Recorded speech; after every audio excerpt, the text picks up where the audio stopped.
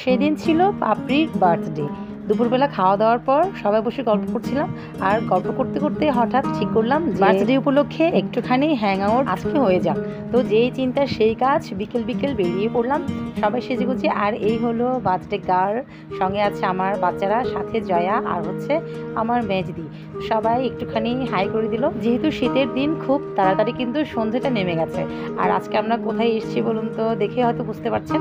হ্যাঁ বন্ধুরা, আজকে আমরা এসেছি হচ্ছে মেরিটাইম মিউজিয়াম। আপনারা যারা এসেছেন তারা তো জানেন এই মিউজিয়ামটা আমাদের বাংলাদেশ নৌবাহিনীর বিভিন্ন ধরনের অস্ত্রশস্ত্র আর জিনিসপত্র দিয়ে সাজানো হয়েছে। তো আমরা টিকিট কেটে হচ্ছে ভিতরে ঢুকে পড়লাম। আর আজ আমাদের ব্যাড লাক এতটাই খারাপ যে আমরা ভিতরে আরও একটা মিউজিয়াম আছে যেখানে কাজ চলছে, যার জন্য হচ্ছে সেখানে আমরা ঢুকতে পারিনি। তো কিছু করার নেই, বাইরেটাই হচ্ছে ঘোরাঘুরি করে দেখবো সবাই মিলে। আর আমি সবসময় চেষ্টা করি বাচ্চাদের নিয়ে কোথাও ঘুরতে গেলে বাচ্চারা যাতে এন্টারটেনমেন্টের পাশাপাশি জেনারেল নলেজটাও পায়। তাই আজকে ওদেরকে নিয়ে মেরিটাইম মিউজিয়ামে আসে। এখানে এসে আমি নিজেও বুঝতে পারছি যে বাংলাদেশ নৌবাহিনী কতটা শক্তিশালী আর কতটা সমৃদ্ধ। দেখুন চারদিকে সব বড় বড় যন্ত্রপাতি, অস্ত্রশস্ত্র, মেশিন বসানো। যদিও এগুলো অরিজিনাল জিনিস না, সাবমেরিন থেকে শুরু করে বড় জাহাজের ভাস্কর্য, তারপর রকেট লঞ্চার, সব কিছুই এখানে ভাস্কর্য করে রাখা হয়েছে। আর দেখুন এরিয়াটাও মোটামুটি অনেকটাই বড়। আর আজকে যেহেতু ছুটির দিন, প্রচুর লোক। এখানে আছে একটা রেস্টুরেন্ট, তবে আজকে আমরা রেস্টুরেন্টে খাবো না, আমরা আজকে বাইরেই খাবো। তো চলুন ঘুরে দেখা যাক চারপাশটা। আর এখানে সুন্দরভাবে খোদাই করে রাখা হয়েছে কোনটা কি জিনিস, যাতে সবাই ভালোভাবে পরিচিত হতে পারে। তো আমি পরে পরে হচ্ছে বাচ্চাদের শোনাচ্ছিলাম যে কোনটা কি জিনিস। আর দেখুন বাচ্চারা তো একদম উঠে চড়েই বসলো। আর ছবি তোলা, রিলস বানানো এসব তো আছেই। মেরিটাইম মিউজিয়ামের খুব কাছে হচ্ছে সিআরবি। আমরা এখান থেকে বেরিয়ে চলে যাব সিআরবিতে। আর সেখানে একটুখানি হালকা খাওয়া দাওয়া করে বাইরে ডিনার করে তারপর যাব হচ্ছে বাসায়।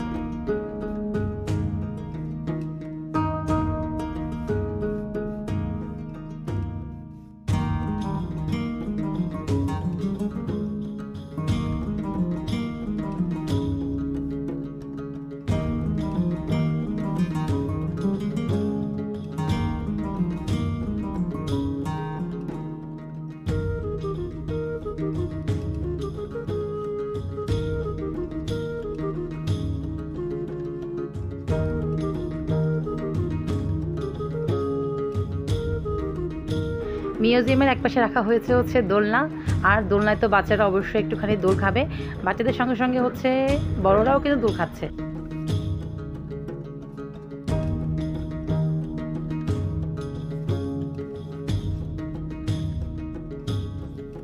আমিও বসে পড়লাম দোল খাওয়ার জন্য। আর মেলায় হোক যেখানেই হোক দোলনা দেখলে আমাকে দোল কিন্তু খেতেই হবে।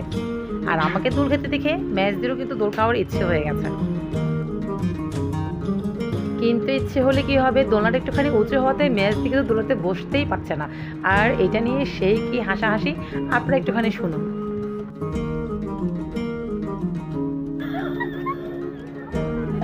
ব্যর্থ প্রচেষ্টা, দুইবার ব্যর্থ,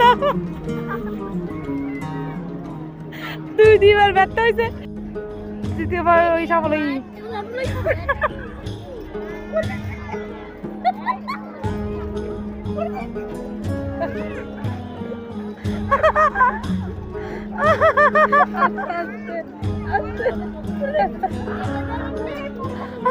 দোলনায় ওঠার পর মেজদি এতটাই ভয় পেয়ে গেছে যে পড়ে না যায়।